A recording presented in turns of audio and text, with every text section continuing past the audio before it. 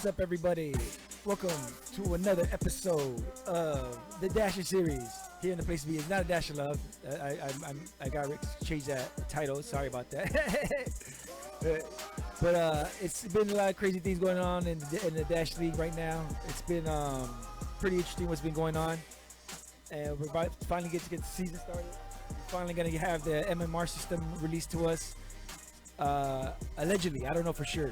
We're finally gonna have, and we're getting an Abyss tournament this weekend. I mean, are you? And let's find out if our guest is a part of it. Because I can talk about all this crap by myself, blah blah blah blah. But you guys don't want to hear my voice all the time. You want to know who the guest is. You probably seen it in the title. It's not a Dash of Love. It's the homie. He's your friend. He's my friend. He's everybody's friend. What's up, Wretch? Yo, yo, yo, what's up, everybody? What's up, Jay? In the place to be. I mean, unless you're looking for love, I can try to find a Dash of Love for you, man. I don't know what's going on, but sorry about the title in the beginning. Hey, no worries, man. You know, I found the love of my life, but you know, there's a little something, you know. No, I'm just kidding. All right. But yeah. So, are you a part of the Abyss tournament? I'm excited about this weekend. Oh yeah, the Abyss tournament. Yeah, that's what we're getting ready for. Supposed to get ready for that today. Going through some little strats for the Abyss, you know, to hopefully make it through. We're going against TBDI for our first round. Hopefully, we make it through. Ooh, so yeah, that's real interesting. And TBDI, they're veterans. They've been around since I want to say maybe the end of the season 0 or season 1 for sure. But they've been around for a while. Wow, are you worried about that? A little bit, but you know, confidence. I got it. You have not to have worried confidence. too much, but you know, got it. Hey, Kobe. Train hard enough up for this moment. For sure. Yeah. Kobe taught us. You gotta have that confidence. Yeah, indeed. You gotta have that confidence. If you don't believe in yourself, then your whole team ain't gonna believe in you. Then that could be a bad thing. For sure. So let's get into it, man. So what's up? How'd you get into Hyperdash? Where'd you first find it? Well, when I first found out about Hyperdash, it was a little before I even started playing it. I was watching videos of it and stuff for like the seasons, you know, hanging around in Discords and whatnot, you know. And then once I actually got my actual Quest VR headset, I downloaded it as soon as it came out to the store and started playing it. It'd be about a year since I've actually played it, but about like 2 years since I've watched it. Wow, so you were watching it for a full year before you actually got into the game. That's amazing, man. Yeah. I'll usually, you know, my type of thing, I usually watch videos for a game, and just in case, you know, I don't like it and I don't want to buy it and then have to refund it and go through all that process. But most of the VR games are pretty good. But this one, like, everybody kept talking about it. It was like, you should check this out. You should check this out. I was like, well, if they're talking about it, let me check it out real quick. Checked it out, and I was blown away by it. I was like, what's there not to love about it? Shooting and robots, people dying, what? And I've also noticed that it's also the spawning and all that, like it's constantly action, like it's real fast paced, and it's real, almost like addictive. Oh yeah, it's addictive for sure. Legit, it's the first game I bought on my first VR headset, and it's the only game I played. I bought like 5 other games, and they're not even installed all the way properly. They're like, they're just sitting there, just wasting space and stuff. The only game I've actually touched is the Hyperdash game throughout the whole time. No, I get it. I mean, there's several people who have come on and said the same thing I said. Is like, we buy these games still because they might go on sale, or you heard the good things about it, but you really don't play them. You kind of just buy them and don't install them just to play later, I guess, or when this gets old. I don't know what to tell you. Let me tell you, it doesn't get any easier, Wretch. Yeah, for real. Unless, like, you know how sometimes, like lately, when the servers are not bad, you know, I'll hop onto another game for like a few seconds, but then I'll suddenly quit it out after 5 minutes thinking it's an hour, and you know, pop back on HD and see if it's popping again. Hyperdash will F up your fucking, sorry, I said F up and then I say fucking, I'm an idiot. But they will mess up your time of, your knowledge's time, because like you said, like in Hyperdash time, you think like it's only 10 minutes have passed, but in reality it's an hour. In other games, you thought an hour passed and it's really been 5 minutes. Yeah, indeed. Yeah, it's one of those games that just catches you like that. Then you got into the game. So you probably knew about the league and everything way before you got into the game. Then. Oh yeah, I knew about the league before I got into the game. It was pretty much when I got the game, my whole goal was to become a team player for the league. And then so like I was watching, they make it look simple and it's not that simple, you know? So that's how you know they're doing their job right as a team. So when I watch them, I'm like, all right, I want to be that good, not necessarily on that team, but I want to be that good. And so, you know, I watched it before and just keep watching. So that way I get it, you know, a hint of what's going to happen in league, because it is totally different than pubs, way different than pubs, of course. Oh, absolutely. That's what I was gonna say earlier when you said that it's not easy. It can be. It can be a fun game if you just want to go in there and shoot robots. Or I mean, and that's fun too. I've done that. People catch me in the lobby all the time by myself shooting just bots and stuff. But it can also be very high. What does it say? What I'm trying to say? High skill game. There's so much skill, tactics in this game, strategy. It's crazy, man. Like it blows my mind when people are trying to explain it to me. I'm like, and I like complex things, but for some reason, once you get in there, I cannot compute. It's because you gotta put in a lot of time. The more time you put, you're gonna get better. I guarantee you. Yeah. The more time, the better you'll get. That's indeed it right there. But yeah, there's a lot to the game. It's like sometimes you're just like, can we just play the game? You know, like just play it. But you know, when the time calls for it, the time calls for it. It's time to team up, then team up. But yeah, like you said, there's pub matches where sometimes I do too, go in and just blow bots' head off, you know, just being by myself chilling. Oh yeah, and that's what I used to like about Capture the Flag when it first came out, because since it was such a weird map and people weren't digging it, it was kind of a map where you could go in there and just play. There was no real strategy. Yeah. You could just play the map. But it's not like that anymore. Nope. It's crazy, man. It really is. I'm getting my butt whipped by little kids. They're screaming at me. I'm like, can you at least not scream at me? Yeah, right? They're screaming at you, yelling, "Get!" What's up, Jay Wrench? So what were we talking about? Do you remember? Honestly, wow. Oh, I was asking you what map was your favorite. All right, let's start again. So what map is your favorite, Jay Wrench?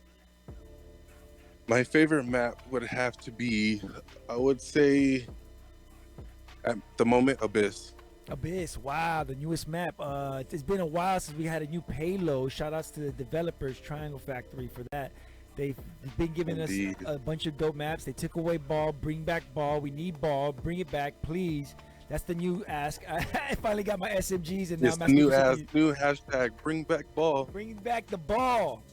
I sound like they're gonna edit that out and just have me saying, "Give me balls." All right. So you like Abyss? What makes you like that one over the other payloads? What I like about it more than the other payloads is how big it is. I love the space of the map, just the way the map is. How crazy it is. Like there's so many like passages and doorways and all this and that. Like it puts more thinking into the map. So it's like there's never it's never boring to me for that reason, because it's so big and it's complicated. I'm still still trying to explore the map as is, but like I said, for the Abyss tourney, I think I got something on lockdown to keep TBI a little low key down, But okay, I agree with you completely, because that map right there, I like the tactics feel of it. Like you need you could go in as a squad, you could do tactics, flanking, all this stuff. There's plenty of cubby holes where you could do some sniping and coming out and catching people slipping. I agree with you completely on that map. It's a great map. It's one of my favorites as well right now. Yeah, indeed. And then also too, not just how big it is too, but the graphics, the scenery of the map. The big jellyfish in that jellyfish room. The little jellyfish when you start off pushing cart and you look behind, there's that glass wall there and you see the little jellyfish floating. It kind of reminds me of the underwater scene of Mario when you're in the water with the little jellyfish. Oh yeah, the little squiddies. Yeah. So just all that in general is why I like the map a lot. Like when they came out with the Capture the Flag map, I was in awe with that map too, because the waterfall, running it at 120 hertz, just hearing the waterfall and just looking at it, it's just beautiful. Like sometimes you just want to go to the map just to just to stand there and just to listen and look, for like a therapeutic thing or something. I But just love how the map has scenery like that. J Ranch, man, you guys do that show, man. Coming to DLTV, we're gonna have Hyper Dash Yoga, and we're just gonna have J Ranch doing metaphors and stuff by the waterfalls. Sessions by the Waterfall by J Wretch. The pistol is a lot like the world. I don't know. See, I suck at it. I'm never chill. I'm always stressed. I tried. No, that's a great map. I love Abyss right now. That's my favorite as well. It's open. I heard complaints that it's too open, that it takes too long, and blah blah blah blah. But no, it's just tactics. You just have a different feel for it. People get mad because the map doesn't adhere to their skill or what their tactics they're used to now. Same people capture the flag. Yeah. They just hate on it because, I mean, I can't do elimination, but I'm not mad at it. I don't like those. Yeah, those right. maps. Yeah, I feel you. Yeah, most of it is just teams or people just relearning tactics all over again for another map. Just laziness a little bit, but it's all right because I don't even know if it's going to be in the league matches, if Abyss is going to be able to pick or not, or if it's just this little tournament and that's it or what. I think But for sure, I think it's gonna be in there. I mean, I don't know for sure. I don't know anything because I wouldn't say anything. But I think it might be in league. I mean, I see no point. But why not do a tournament to not get people ready for the new map? yeah, true, right? Yeah. So it's like eventually you're gonna have to get up and start strategizing sooner or later Yep. for a new map because it will be thrown in. You never know. It'll be thrown into a league. You'll throw it into a tourney. You never know. So it's like you should just have a strat for like every map. So when a new one comes out, it's okay. Get used to it. Get around the map, go on training mode and do whatnot, and go by yourself and just walk the map. Just look at it. Just look at it. Just look at it. That's all you need to do. And just be like, okay, I could have a person here, have a person there, here. This is a good point. It's not really that hard, but if you really want to get into it, then it's all up to you. Okay. And what do you think is the most important thing to like leading a squad? The most important thing of leading the squad would be communication, just like a relationship. Communicate. Word. You gotta know who's down, who's where, who's grabbing what at what time. Where that person's gonna be standing, calling out who's coming where. Call out your deaths, how many people have died on the other team, so to push out or to stay behind. If you're pushing the payload, call out those deaths so that 3 people can jump on the payload, keep it going faster until they come back. Just stuff like that. So communication plays a big role, and listening too. Man, that's gonna be crazy for sure. That's gonna be crazy if we have a live show or if they ever let us hear your comms. I can't imagine what it's gonna be like. We're gonna go to the comms. Hey, go there! I'm dead. There's 3 other teams. We're going to go. Left it off. I got pistols. I got dashing. Everybody talking over each other, yelling stuff. I'm like, what did they say? And then of course, Odd's gonna be here to translate all of that because he heard it all at once, and he's like, oh well, they said. He's gonna break it down for sure. What do you think about this Abyss tournament, man? I'm excited to get into it. I'm finally excited to cast some matches. We're going to see some teams play. We're going to knock off some of the rust. Do you think it's going to be like, like a preview for the new season? Oh, I definitely believe it's going to be a preview for the new season, especially the lineups of the teams that are playing. Yeah, I think it's going to be a real big banger. Oh yeah, no, I think I'm casting your guys' match, TBDI versus LM. Is it Limbo? Is that what it spells? What is LMB0? Yeah, LMB0 is just the acronym for Limbo. Okay, Limbo Realm. And well, how did that come across? Why did you guys go with Limbo?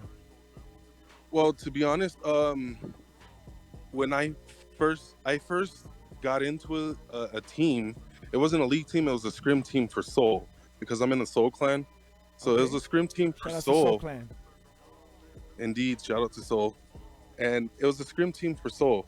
And they were called Limbo because they were going with the Soul theme, like Limbo, Death, Life, Fire. That's where all those teams came from, and they were theming around the Soul theme. So that was the first team I ever joined. And when I joined that team, not too long after is when what was the team was called, well, they were Team Apex. That team adopted a lot of the players from that scrim team and I've been booted up to captain for that scrim team. So I turned it into. I became captain. After I became captain, I was offered to turn it into a league team, and Wow. they're like, "Would you like to make it a league team?" And I was like, "All right, let's try this out then. Let's do it." So when we did it, we changed the name to Obey. And Okay. if everybody remembers, Obey, that was the team I made. That was the captain of. It had me, Black Widow, Hodge. Still have most of the members, but some of them left. But we became Obey, and then we changed our name and rebranded back to Limbo. And I went back to the roots, pretty much back to the roots. Well, what made you want to change it in the beginning to Obey? Well, at the beginning, Obey, I changed it because they were going with a different theme for the Soul Clan, so it's like they weren't doing a Soul theme anymore. So we're like, all right, we'll just change the name. So I pretty much, threw a vote out there on who wants to change the name. Not everybody on the team replied, but some people did, and I just took them as their votes, and I was like, whoever voted the most, all right, we'll use that. And then so a few people agreed to Obey, so we changed it to Obey. Um, and then we had shout out to Black Widow. We had Black Widow do the Obey logo. She personally did that for us. Dope. And I'm in love with the logo. I love the logo. Not so much the name. The name was kind of and plus, giving it to you, trying to make merch is like copywritten and stuff like that. So that was a big I issue too. don't really care because I don't make any money. So when they come and sue me, they're gonna be like, "We want 100% of your profits. All right, here's $10. There you go. Here's Take bucks. it." I don't care. Bucks, a bottle of water and half a bottle of Gatorade. That's all I got, man. Yeah, like it's like I don't make money off this stuff. I'm not rich and famous off of any of this crap. Yeah. So, but that we changed the name, and then eventually we changed the logo and everything. So we just went back to Limbo. Oh, okay. And then Limbo. Where did that name come from? Like, why is it Limbo? Just because? Well, Limbo, because of like when it first was Limbo as a spirit team, it was supposed to be like in between, like what Captain Kickass brought upon us was that like Limbo, like you're in between league, in between pubs and scrims. You're like in between because you're like a scrim team, so you're like in between league and not. So it's like, okay, Limbo, in between. You're in nothingness. You're just stuck in limbo, Yeah. That's So, awesome. yeah, so when Captain Kickass brought that upon my attention, I was like, that's a great way to look at it. That's man. That guy's pretty smart, even though he yells at little kids all the time, and he basically threatens and cusses them out. But shout outs to my man, Captain Kickass. You gotta love Captain Kickass. You gotta love the man. You said Black Widow's on your team. That's awesome. Yeah, we've had her on. She's a Dasher Series alumni. So now Limbo's going into the league, going to try to, and now going out of the first round. You think you're gonna make it all the way? Where are you trying to put place on in this tournament? Because there's a lot of tough teams. I think they're throwing all the teams in together. Yeah, there's a lot of tough teams. It's tough to say where I think our team would probably be, but I just know that since last year, we're really gonna turn some heads this year. We're really gonna get it on. And how many hours do you think you put in? You put in a lot of time? Because that's my problem too. Is I'm mediocre because I just don't put enough time. But I'm okay dying. I have fun dying. Yeah. I put in quite a bit. Honestly, I do put in a lot of time. So much that my wife gets mad at me. So it's like, I'm just kidding. But no, I put in a lot of time. I also do music on the side, and I kind of slow down on that a little bit for Hyperdash a little more. Oh, that's dope. What kind of music you do on the side? I do metal, like death metal, just metal, Nice. Yeah, man. That was the soundtrack of my youth. A lot of the homies were into metal. I personally, I listen to rock and alternative and all that stuff, but metal just didn't grip me the way rock and roll did, and like alternative and all that other stuff. Yeah, What made you get into metal? Honestly, I just heard my first CD of where I heard like all that screaming and rah stuff was System of a Down. Oh, now that band is dope. Yeah, that band started everything for me for that point. From that point on, just nothing but metal from there. But since I am a musician and I do more than just like guitar work and drums and stuff, because I play all kinds of instruments. I've been in bands since elementary school all the way up high school, doing all kinds of stuff. So I played, the horns, the trumpets, baritones, trombones. I played the Some saxes, ska. tenor sax. Oh, ska! I love ska. Yeah, Gotta get it. that's the But shit. yeah. I just mainly listen to metal, but I listen to everything. You can listen to hip hop, R&B, country a little bit, just a little bit, not too How much. about some classical? Oh, I love classical. Gotta have that. Gotta have that. That's right. That means I always ask people. They tell me I listen to everything. I go, what about country and classical? They're like, oh, not that really. And I'm like, you don't listen to everything. Yeah, you don't listen to everything. Yeah, man. Like, Yeah, classical, especially because like throughout my whole like grade school years was classical music on instruments. So it's like gotta love classical. And if it wasn't for the classicals, the greatest hits, none of these musicians would be who they are right now. for So real. And some of that stuff got soul. It got bass. I mean, if you listen to it in the right version, it's dope. yeah, it hits you in the feels in the right way. What was the first band you were in? You say you were in the band when you were a little kid. What was the first one? My first band I have ever made was in high school, and we were called Beseech the Omen. Nice. Yeah, we were called Beseech the Omen. We're a little melodic metal type of band, Okay. and I was the drummer for that band. Okay. And yeah, we had that band for about like 6 years too. We had it like running for a while. We started off, doing backyard shows at people's houses, throwing Of parties, course. opening the garage door, let the band perform. Everybody's in the yard just stomping and running around and screaming and stuff. I found And out. then eventually, I found out early that if I just carried in equipment with the band, people would think I was with the band, and I would get either chicks or free beer. So that's why I was like, all right, I figured this out. Yeah, you're very young. yep, They yep. think I'm in the band because I carried in a speaker. Yeah, that's exactly what happens. Cause like when I was in that band, we would have people come carry our stuff because we had so much stuff. Especially me as a drummer. Me as a drummer, I had like endless amount of cymbals. I couldn't have enough cymbals. So it's like I would have my brother carrying it, and he's carrying it in. And everybody's like, "Oh my god, the band's here! Oh my god, the drummer!" My brother's looking like, "Okay, I'm gonna just play along with this, all right." And he's like, and everybody's like, "Yeah, yeah," and he's like putting my drums on the drum rise, and he's like setting it up for me as I'm like doing my warm ups and running around the parking lot, getting my adrenaline going and stuff. And like everybody seriously thought he was the drummer, and when I came on, they're like, "Bring back the other guy," and I was like, Wait, "But what? I'm the actual." They just want the image of the other guy, but they want your playing. For real. And I was like, he didn't even play anything, but everybody wanted him there. I was like, well, you got your little moment of fame. Forget it. That's dope. Yeah, man. You gotta spread the love. You gotta help everybody out. I appreciate all those bands that let me carry in their equipment, and they were like, "Why is this guy wanting to carry it?" Like, I would show up to a show, be like, "Hey, you want me to carry that in?" Yeah, I guess. Are you gonna try to steal it? Nah, man. I got you, bro. I got you. Yeah. You help me, I help you. Yeah, there'll be a lot of people. No, but that was also a way of getting good with the bands, and they're like, they get to know who you are and let you in the spots and get you in. But going back to those backyard gigs, was there ever a crazy moment during a show or something? Oh, yes. Here we go. I was waiting for this moment. No, I'm just kidding. But yeah, I can tell you, there was this one time we did a backyard show. It was for this girl's 16th birthday party. She had a sweet 16, but it wasn't so sweet. She wanted bands to perform for her. She had, the whole 9 yards, the cake, the balloons, everything, the alcohol, all that, even though we were underage, Of course. The parents. Allegedly. My 16-year-old daughter's party. Let's go. All right. So,